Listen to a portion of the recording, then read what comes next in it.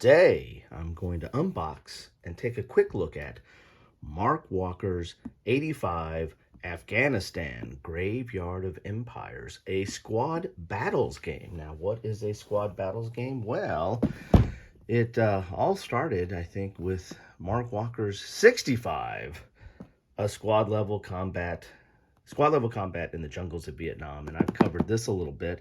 In fact, I did some coverage on this in anticipation of this. Yes, Mark sent me some promo pieces way back in the day before this was on Kickstarter or GameFound. I can't remember which one it was on, but Mark eventually sent me this too. So I want to thank Mark, and I want to thank Flying Pig.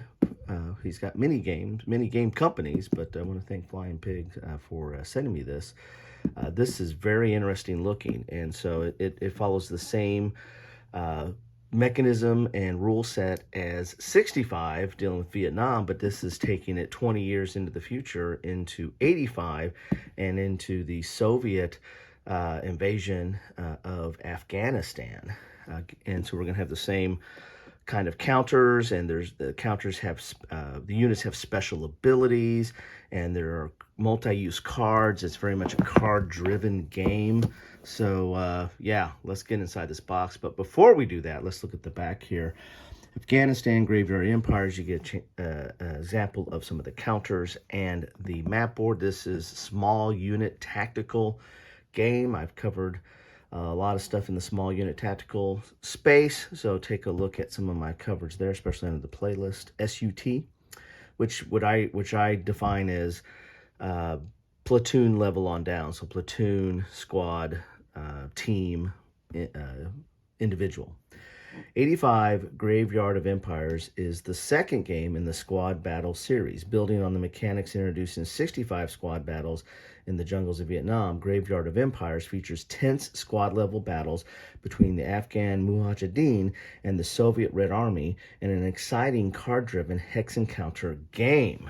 Flying Pig Games right there. So if that doesn't get your juices flowing, I don't know what will. But the other thing that I like about this game is it's got a different perspective on squad level tactics. Now, you know, my first squad level game that I ever played was Squad Leader. Imagine that, way back in the day. And so and there's been a lot of games that have kind of followed in Squad Leader's tradition of, you know, how they do things and how, you know, kind of complete knowledge and a lot of detailed rules to deal with, you know, the command and the movement and the line of sight and the different weapons and all that stuff.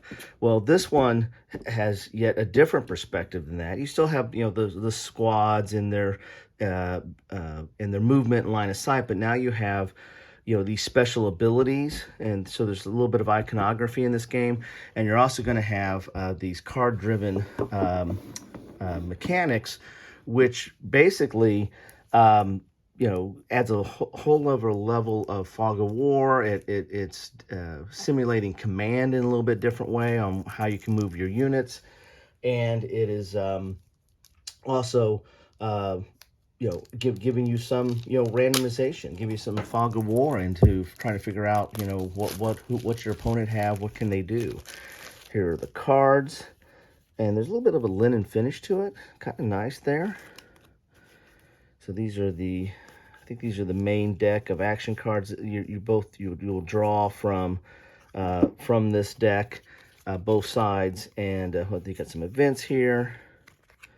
But you'll draw from both sides, and both sides will draw from the same deck, and you know, use the card for what you can for. Like, it's got panic, retreat, punishing, fire, canister. You know, there's all these kind of different actions that you can do.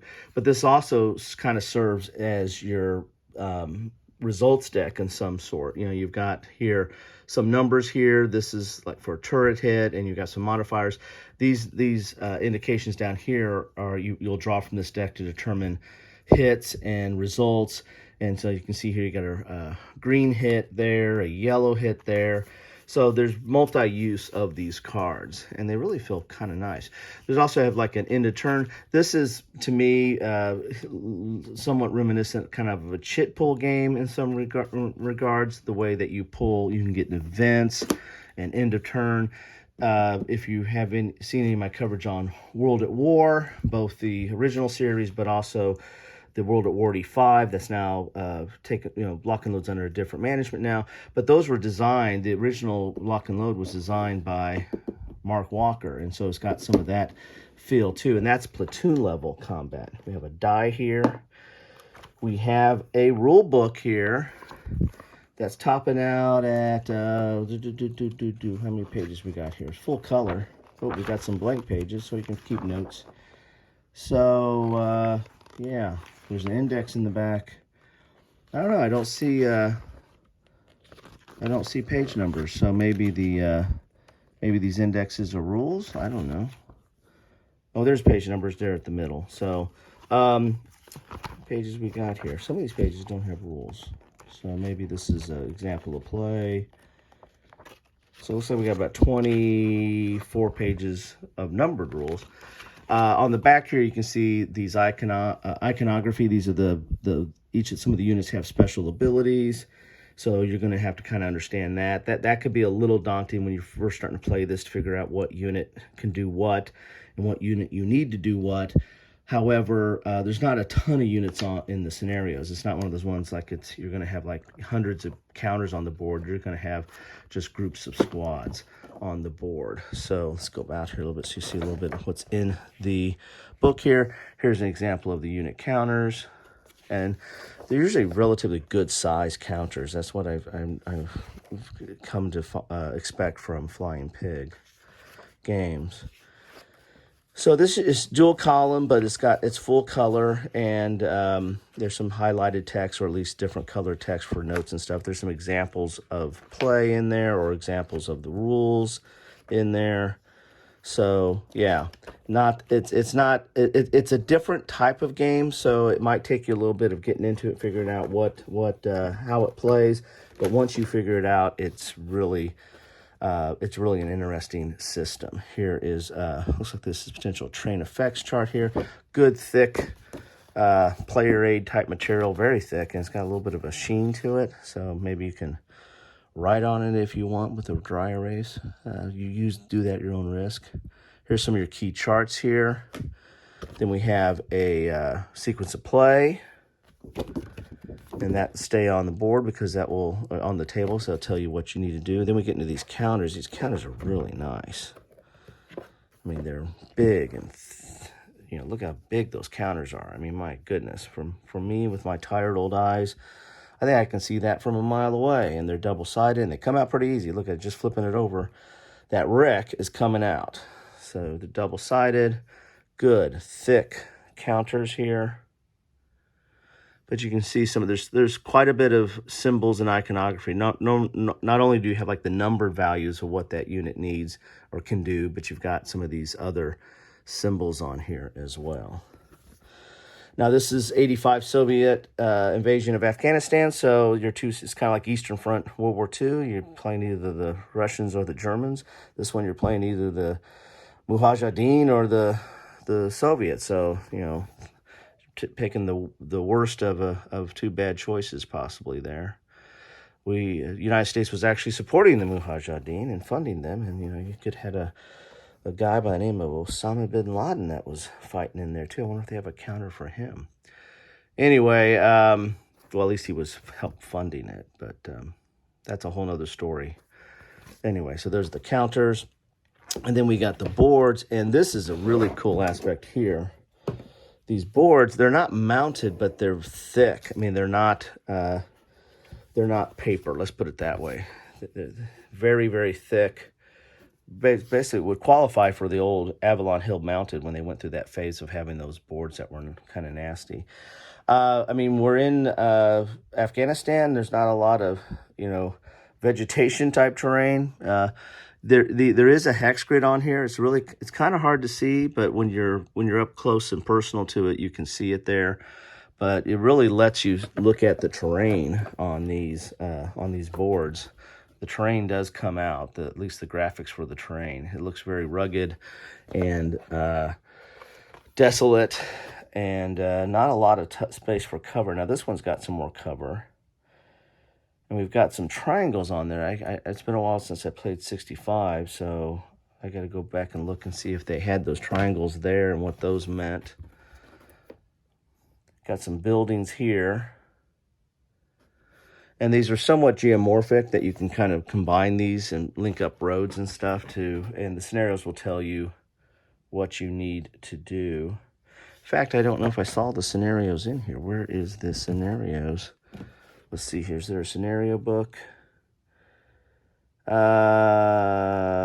colors, rules, and scenario book. So this has got to be in here. So let's take a look in here. See what scenarios we have. Oh, those were those scenarios then, I guess. Yeah, so the ones that are unnumbered are the scenarios. See, I told you I'd figure this out. So there's your different scenarios on the back here. So there you have it. I'm excited about this because I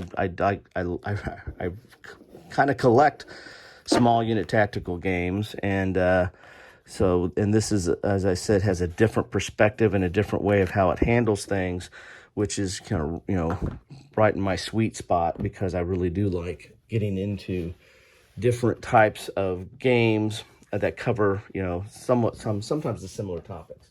Now, also with this, this is the 65. I'll put that here. But also, they sent me this as well. I'll cover this in a future video, but this is Alone in the Mountains. So this is a solitaire suitability for 85. Now, they did the same thing with 65. They came up with a separate game that you can add on to do solitaire play, and this is that for 85. So, but I'll cover that in another volume, so stay tuned for that.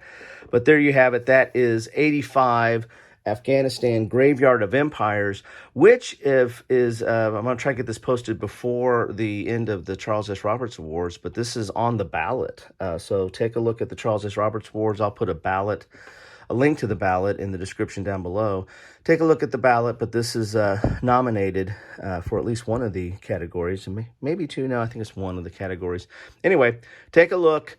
Let me know your thoughts, and have a good one.